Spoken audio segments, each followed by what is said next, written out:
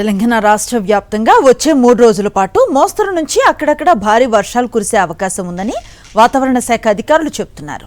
హైదరాబాద్లో మోస్తరు వర్షాలు నమోదయ్యే అవకాశం ఉందని తెలిపారు. ఇక జులైలో సాధారణం కంటే తక్కువ వర్షపాతం నమోదైందని చెబుతున్నారు.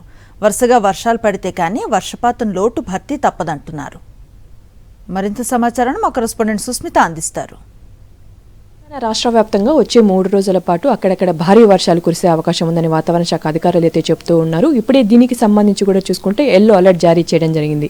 అయితే రానున్న 5 రోజుల పాటు తెలంగాణ రాష్ట్ర వ్యాప్తంగా వాతావరణ సూచనలు ఏ విధంగా ఉండే అవకాశం ఉంది ఒకసారి అడిగి తెలుసుకునే ప్రయత్నం చేద్దాం. ప్రస్తుతం అంతా వాతావరణ శాఖ అధికారి రఘు గారు ఉన్నారు. ఒకసారి మాట్లాడించే ప్రయత్నం చేద్దాం. సార్ చెప్పండి, వచ్చే 5 రోజుల పాటు తెలంగాణలో ఏ విధంగా వాతావరణ పరిస్థితులు ఉండే అవకాశం ఉంది?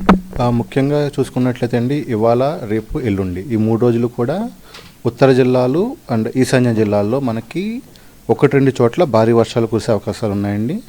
వీటితో పాటుగా మీరు అంటే డే 4 అండ్ డే 5 అంటే 30-37 తారీఖులు చూసుకున్నట్లయితే వర్షాలు అక్కడక్కడ చెదురుమదురు జల్లులు ముఖ్యంగా తేలికపాటి నుంచి మోస్తరు వర్షాలు కురిసే అవకాశాలు కనిపిస్తూ ఉన్నాయండి. ఏ ప్రాంతాల్లో భారీ వర్షాలు నమోదయ్యే అవకాశం ఉంది? దీనికి గల ప్రధాన కారణాలు ఏంటంటే వాయుగుండం కారణంగానే వర్షాలు పడుతున్నాయా?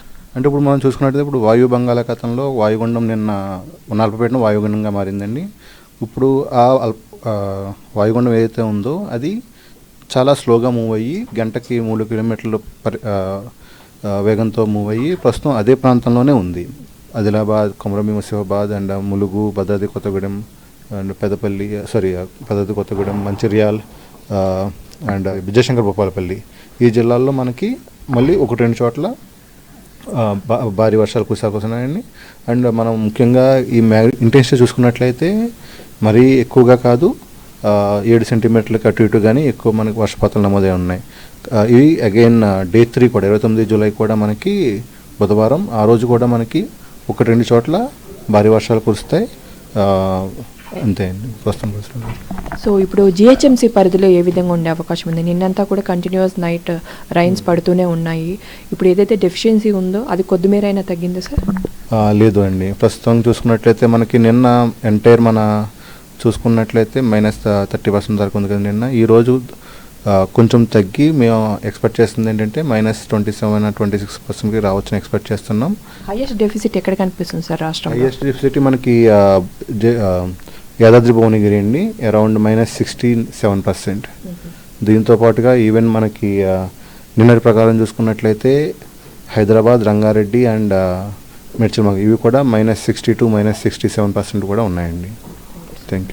చూస్తున్నాం కదా, రానున్న 3 రోజుల పాటు కూడా ఏదైతే ఎల్లో అలర్ట్ జారీ చేశారో ఆ ప్రాంతాల్లో భారీ నుంచి అక్కడక్కడ మోస్తారు వర్షాలు కూడా పడే అవకాశం ఉన్నట్టు కూడా చెప్తున్నారు. ఇంకా రాను కూడా వర్షం దానికి సంబంధించి కూడా తీవ్రత తగ్గే అవకాశం ఉన్నట్టుగా కూడా తెలుస్తుంది. ఇక ఆగస్టులో కూడా కొద్దిమేర అక్కడక్కడ వర్షాలు పడే అవకాశం ఉన్నట్టుగా కూడా చెప్తూ ఉన్నారు. యాదాద్రి భువనగిరి జిల్లాలో చాలా వరకు హైయెస్ట్ డెఫిసిట్ ఉన్నట్టుగా కూడా తెలుస్తుంది.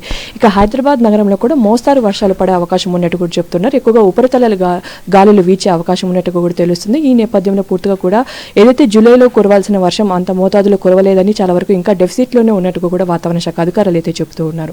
కెమెరామెన్ చందుతో సుష్మిత, సాక్షి టీవీ, హైదరాబాద్.